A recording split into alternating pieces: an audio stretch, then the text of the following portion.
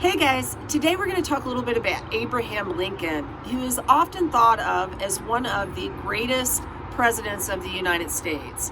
I think that he and George Washington are in a perpetual tango for the top slot because both he and George Washington are going to be in power in moments in which the United States could have completely disintegrated. But both of these men are going to, in very different ways, in very different contexts, hold the Union together. And this is why Abe Lincoln is often lauded. Also, he will change the country as slavery will be banished from our realm, which will be a good thing. So I want you to know some of who he was, what made up this man called Lincoln.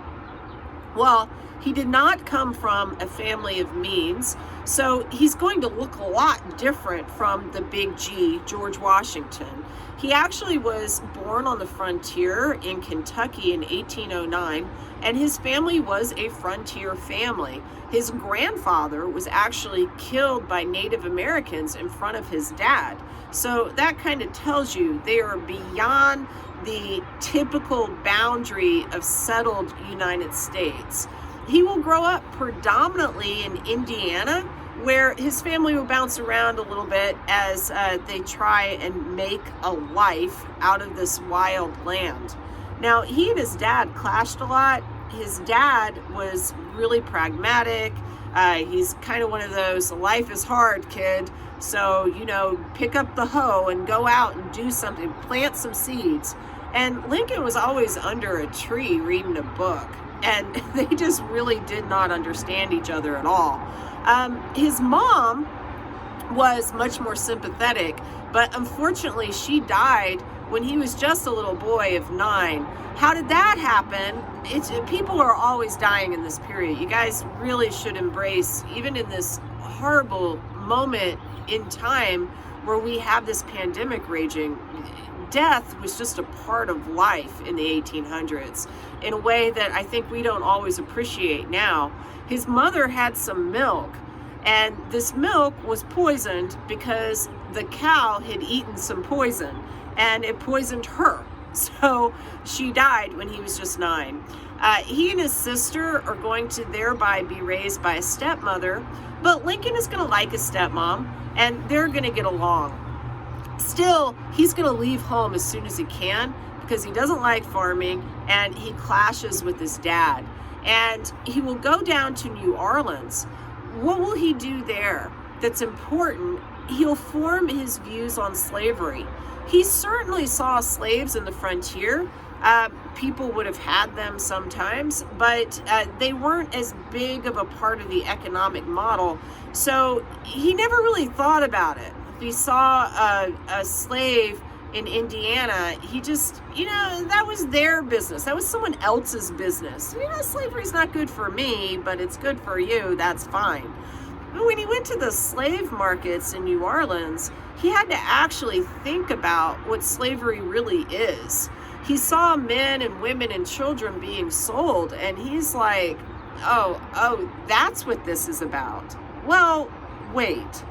So that which is legal is not always that which is moral. And he decides quite firmly that as an institution, slavery is morally flawed. He will leave the South and he will go up to Illinois when he is 21, which is why you've got 3 states. They all like to claim Abe Lincoln. Kentucky, where he was born, Indiana, where he grows up a lot, and Illinois, where he'll really be a man and establish his political career. At 21, he runs a general store, but it fails. He joins the militia, he serves in the Indian Wars.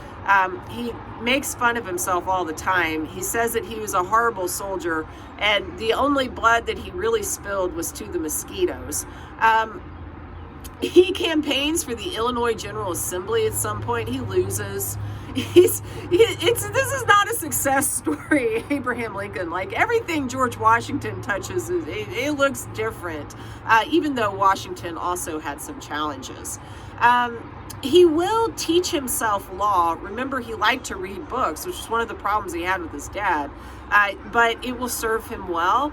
He likes to develop his mind, and this will help him marry up, meaning marrying into a more prominent family. He'll meet Mary Todd, who is from Kentucky. Her family was slave owning, ironically, but he'll marry Mary Todd, and he will increase his prospects. He'll end up running for office again, and eventually he'll go from the state house to Congress. But he's not a super prominent politician in his early career.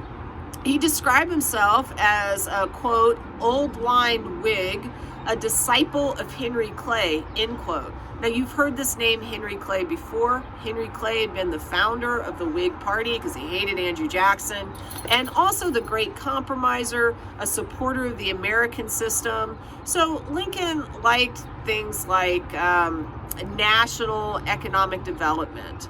So he's going to oppose the Mexican-American War, though, and that's not going to be a popular decision when he does this, because while this war was always controversial, this is in a period when James K. Polk is riding that horse called Manifest Destiny. So this will hurt Lincoln politically. He's going to help shape a new political party that's going to rise up. It's called the Republican Party. It will come out of the Free Soil movement. So what's that all about? Well, the Whigs are going to go away, and the Democrats are pretty invested in slavery. They do argue about it because in this time period, it's less about your political party, more about your region. But the Republican Party is going to come out of a group that believes that the soil west should be free. And there are different reasons for that. Some of the people who will end up in the Republican Party are abolitionists. That's where they're going to go. They're going to be in this tent. But some of these men are going to be people like Hinton Helper. He's not going to be a big player in this time period. But Hinton Helper, who wrote about at one time that slavery was bad because it hurt poor white people. So the Hinton Helper types don't really necessarily care about the plight of the black slave, but they do care about how slavery holds back the lower level of the lower classes of white men. And all of these guys, regardless, they want slavery not to expand, and that, of course, is good for slaves, whatever the reasoning, because you don't want the institution to go west. Some extras about Abraham Lincoln. He was super tall, like George Washington. I don't know, maybe you need to be a tall president to be a good president, though we've had some tall presidents who aren't great presidents. I just think George Washington is sometimes thought to be the tallest, but Abe Lincoln with his top hat might be able to inch him out just a little bit. Because he was tall and lanky and from the frontier, he would do things like wrestle with his political opponents, which is kind of funny.